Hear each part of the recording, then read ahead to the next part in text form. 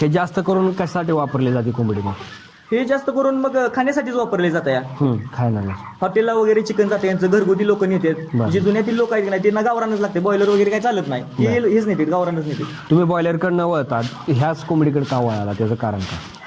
नाही कसं गावाकडे म्हणल्यावर सुरुवातीपासूनच गावरान पक्षी एक लोकांची कन्सेप्ट कशी असत्या, एक 10-12 पक्षी आपल्यापेक्षा गावरान असावा. मग त्यापासून ते महिन्याला 500-700 हजार रुपये मिळवत होते. मग आपण त्याचा मोठ्या प्रमाणात इन्व्हेस्टमेंट करून मोठ्या प्रमाणात प्रॉफिट मिळवण्याचा जरा प्रयत्न केला. बरं बरं. मग आता तुमच्या साळुंके जर इथं म्हणलं तर तुम्हाला गावरान कोंबडी सगळे ओळखले, म्हणजे एक ओळख पण तयार झाली तुमची. बरोबर आहे. तर मग शेवटचा काय सल्ला सांगाल लोकांना ह्या व्यवसायाविषयीचा?